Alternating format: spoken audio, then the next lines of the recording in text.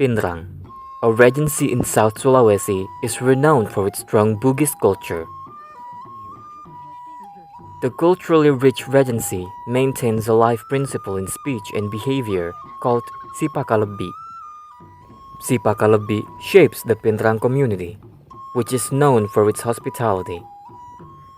Sipakalebbi values are passed down to their children and grandchildren so that they can continue to uphold these important values in life. We went to Pinrang to scrutinize how Sipakalebbi is being taught to children. The journey from Makassar to Pinrang usually takes around 4 hours. Yet, our journey took around 6 hours since we ran a travel car that was carrying other passengers.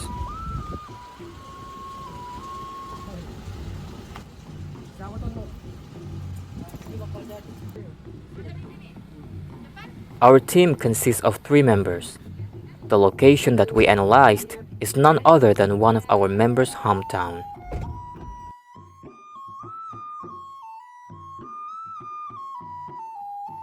We passed not one, but 4 other regencies through the journey.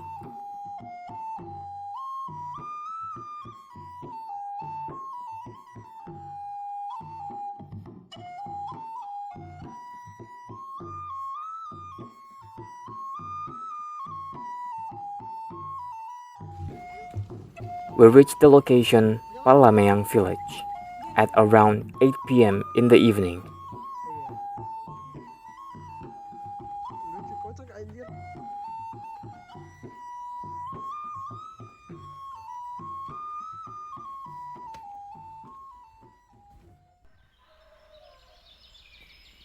We choose a child to be analyzed. She is a 7-year-old girl that's still in elementary school, specifically the first grade. We put a wireless microphone on her so we can hear her what she usually talks about every day.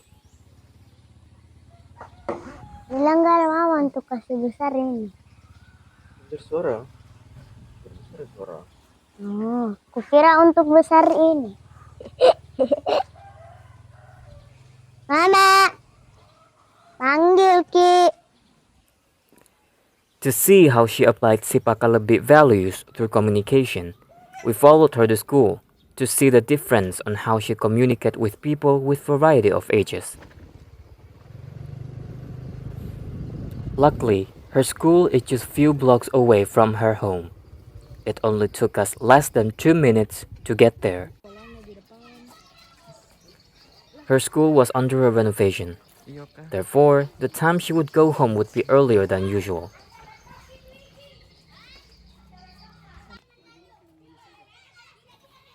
Usually, she went home at 10 a.m., but this time she temporarily went home at around 9:30 a.m.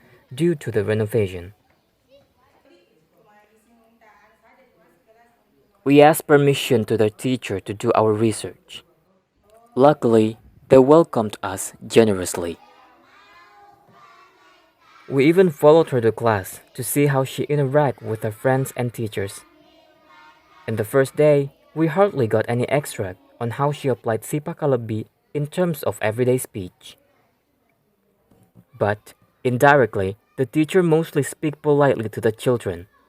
These polite speaking unconsciously learned by the children by hearing how the teacher speak. So, they can mimic the teacher when they are talking to older people.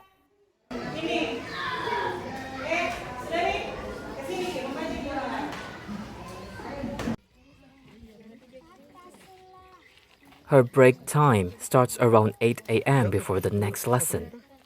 It was a quick break time since she had to go back to class before 9 a.m. We followed her in her break time. It was a challenge to find extracts from her, since she was too shy to get shot by the camera. So, we asked her mother to record her for us. She acted much more natural around her mother than around us. That's why we also tried to set our distance from her. And as a result, we got an extract on how she called one of her friends. Ada jadi 5 dasar. Sini ke. Kamera sama-sama. Ada jadi 5 dasar. Masuk. In South Sulawesi Indonesian dialect, saying the suffix ki is seen as polite to address someone, especially the older one. Other example of being polite is when saying the word yes. Instead of saying the casual version, which is iyo, people use the word iye to show respect to the interlocutor. These examples are just some tiny instance of Sipakalebbi in terms of language use.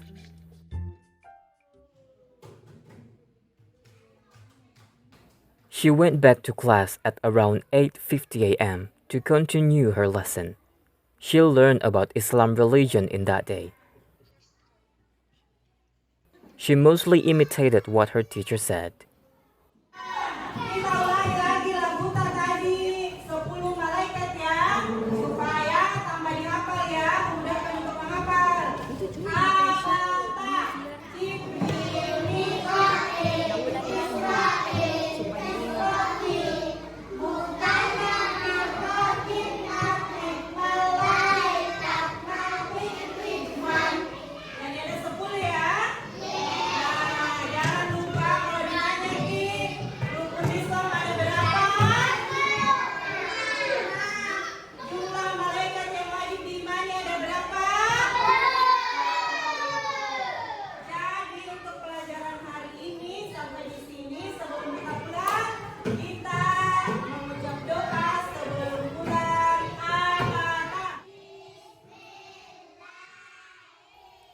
She went home at around 9:20 a.m.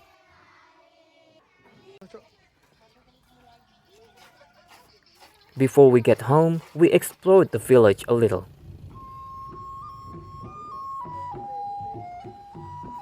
Palameang and the heart of Pinrang city has a distance difference of about 19 kilometers. Different from the main city, Palameang has much more simpler roads and markets across the streets.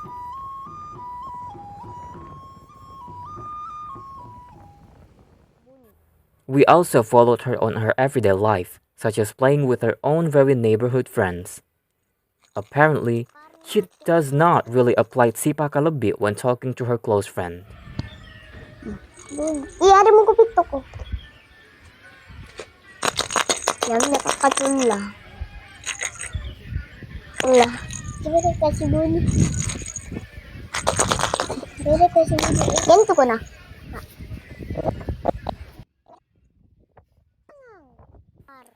She used the suffix ko to address her friend. We realized she mostly didn't speak politely when speaking to her friends with the same age or even younger than her, since it could be unnecessary for her to show high respect to them. But it doesn't mean she didn't respect her friend. It is just a sign of closeness.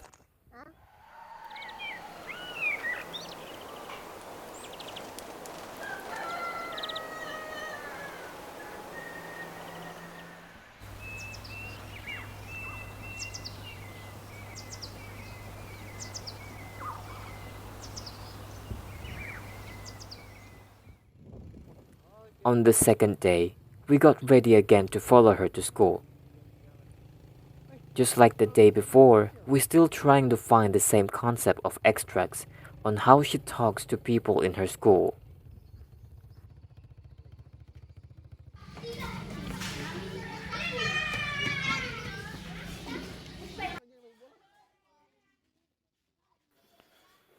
In that day, they were supposed to have a physical education lesson, but it was cancelled due to the renovation. We found out that Naura is the leader of her class. She is the one who usually prepares her friends to get ready to learn, yet of course with the help of the teacher.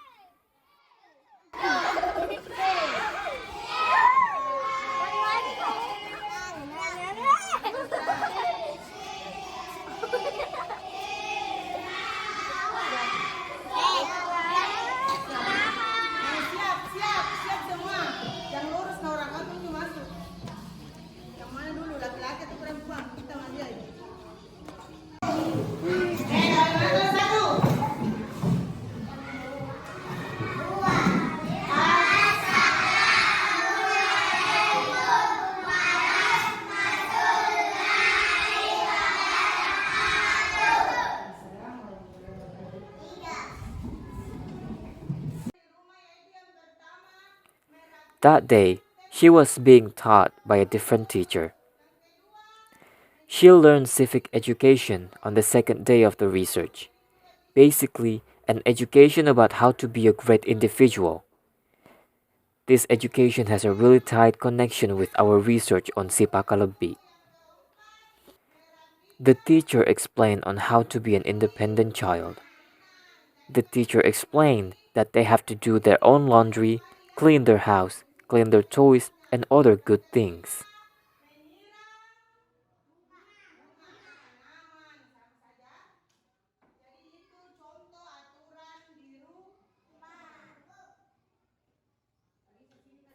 Sipakalebbi is mostly indirectly taught by older people to children through words and everyday behaviors. Generally, older people taught children on how to be a great individual by respecting others.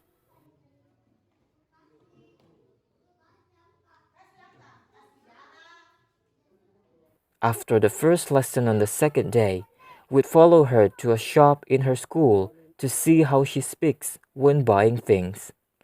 But again, we're having a hard time analyzing, since she was too shy in front of the camera. So one of our researchers helped her.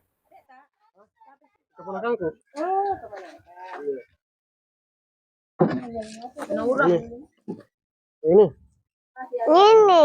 ini. Kasih siapa? Enggak. Lagi apa? Bilang apa? Asli. She went back to class again after her break time. The second lesson was about drawing.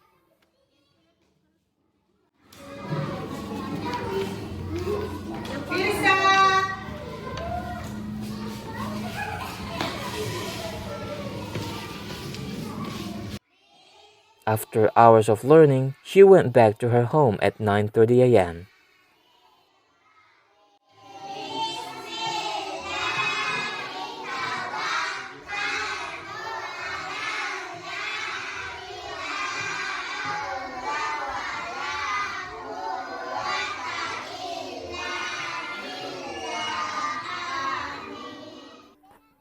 After school on the second day, we saw Naura was playing with not only one friend, but quite a lot.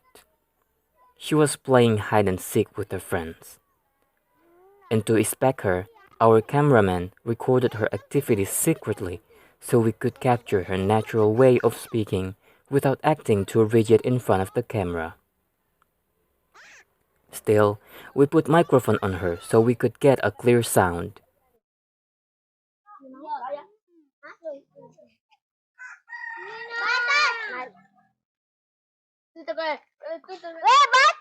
Batas ini ya. Nah, bola ke batas nah. Bola naura. Bola na jera bo. Ini sudah pekan sampai di sini. Yang kena kini batas nah. Sudah kata tempat tamu naura. Satu. Satu. Dua. Tiga. Iya coba ini. Satu, dua, tiga, empat, lima, enam. Unfortunately, we didn't find any extract in this part, but we realized she still doesn't apply any Sipakalebbi when talking to her friends based on the tone of her speaking. We also could see this on how her other friends did the same thing.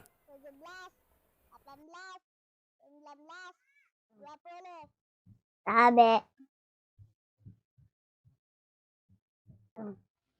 After several hours of playing, Naura usually goes to a Quran reciting program at 3 p.m. in the afternoon.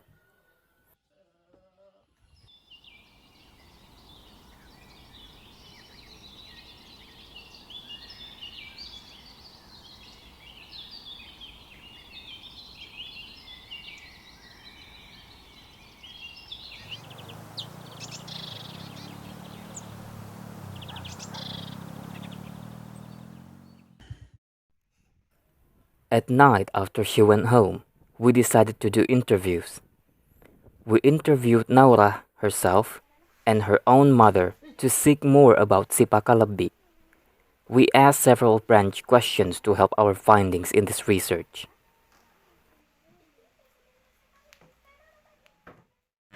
Bisa diperkenalkan dulu diri tak nama tak? Nama saya Mutmainah Nur Inaya, Ibunya dari ibu Naura, dari Dik. Naura, Nur Fatimah Naura. Oke, saya mulai, Dik. Dari kecilnya anak tak itu kita pakai bahasa apa kalau bicara sehari-hari? Apakah bahasa Indonesia atau langsung Bugis Pinrang? Bahasa Indonesia. Oh, yang seperti kita yang pakai sekarang. Iya. Belajar Bugis Pinrangnya itu kita yang ajar atau bagaimana? Biasa dengar dari orang, terus bertanya, baru saya ajarkan. Berarti bahasa yang paling pertama dia tahu itu bahasa Indonesia. Oh iya. Kalau di rumah itu biasanya paling sering pakai bahasa apa? Kalau sekarang campur, karena dia sudah tahu pakai bahasa Bugis toh, jadi biasa campur. Campur dengan bahasa Indonesia. Kan kita penelitian tentang kesopanan. Ada kata yang kita ajarkan ke anak tak supaya sopan kalau bicara sama orang tua. Iya, kayak iye atau ki, minta maaf, minta tolong. Oh, seperti itu. Kayak misalnya kalau Tabe, iya. Oh iya. Pernah dilihat anak tak belajar kata baru, mungkin dari sekolahnya kah, atau mungkin lihat di HP, terus dia pakai. Iya, selalu. Malahan selalu bertanya setiap malam kalau sudah nonton di HP, bertanya kata-kata yang tidak mengerti. Kadang dia tanya bilang apa artinya ini. Kayak terkesan, apa terkesan Mama? Iya, bahasa Indonesia dia. Iya. Nah, kalau semisal dia salah ucap mau itu bilang kata kasar, atau mungkin ada kata yang dia bilang tapi dia tidak tahu artinya, tapi jelek, bagaimana itu kita tanggapannya? Bilang tidak boleh bilang begitu karena itu bicara kotor, tidak sopan sama orang, tidak boleh ditiru. Kita dengar saya sama teman tanah bisa kita tegur tapi jangan pokoknya tidak boleh diikuti. Kalau anak tak bicara sama kita, yang paling sering dipakai ke kita yang kesannya hormat kayak sopan. Kata iye ki atau minta tolong Mama, minta maaf Mama. Tidak pernah bilang, tidak sengaja bilang kok kayak begitu. Biasa juga ditegur. Jangan selalu sering bilang kok. Kalau lagi marah misalnya. Marah pun kadang keluar kata kok tapi pasti ditegur. Ada perubahannya cara bicaranya dari dulu sampai sekarang waktunya kecil kah? Iya. Yang beda sama sekarang. Kalau dulu enggak terlalu pasif bicara, kayak maksudnya enggak terlalu dimengerti apa dia bilang. Kalau sekarang kan sudah lancar nih, terus juga kata-kata yang keluarkan dimengerti, bahasa Bugisnya juga. Kalau dulu masih enggak tahu apa dia bilang. Pakai bahasa Indonesia dulu waktu kecil. Full Indonesia. Itu. Iya. Nah, ini pertanyaan intinya tuh. Apa yang kita tahu tentang Sipakalebbi? Saling menghargai. Kalau kita paham konsepnya itu, contohnya itu kalau di kehidupan sehari-hari, bagaimana penerapannya itu? Saling menghargai, tidak boleh pilih kasih ataupun kayak memilih-milih teman, tidak boleh mengejek ataupun kayak menghakimi sama teman, apalagi ke orang tua, harus hormat, tidak boleh panggil nama, harus sopan kepada orang tua. Pakai kata kayak Pak, Bu, begitu ya? Om, tante, ibu guru. Kalau di rumah kan yang kita harap sopan ini kan anak-anak ke kita. Kalau misalnya kita yang ke anak-anaknya, apakah pakai bicara yang sopan juga? Menurut kayaknya harus, karena setiap anak-anak pasti yang dia terapkan ke orang lain apa yang dia lihat. Jadi kalau kita pun tidak sopan bicara sama dia, otomatis dia juga ke orang, ke temannya ataupun kalau lebih dewasa pasti juga bakal dia ikuti. Iya, dia tangkap. Karena dari dia tangkap sehari-harinya pun begitu. Jadi memang harus. Kalau dilihat Anata, kalau ke orang lain selain kita, biasa dilihat juga bicaranya sopan Ji. Biasa kalau terlalu aktif sama temannya, kadang dia keluarkan bahasa yang nggak ikuti cara temannya bicara. Karena Tapi seumuran iya, Ji. tapi kalau sampai lagi di rumah pasti saya tuh nggak boleh dibilang kayak begitu tadi nak, karena kotor itu, nggak sopan itu, jangkit biru teman tak. Karena biasa masih ikut-ikuti sama temannya. Kayak misalnya bilang anjay kah apa Oh, kah iya. kayak anak-anak sekarang Iya. kok kadang dia ikut bilang begitu. Jadi kita pasti itu terus juga yang dia nonton, kadang main HP kan. Begitu anak-anak sekarang biasa saya tegur nggak boleh bilang begitu, tidak sopan. Kalau ke mungkin orang yang lebih tua yang lain selain kita, pernah kita lihat kayak sopan Ji caranya bicara? Iya pasti. Kalau tidak pernah pun saya sampai sekarang tidak pernah saya lihat dia tidak sopan kalau ke orang tua. Sampai sekarang. Berarti beda Di kalau misalnya kalau sama aja teman-temannya sendiri, Iya. biasa kurang formal Ki Iya. dibilang.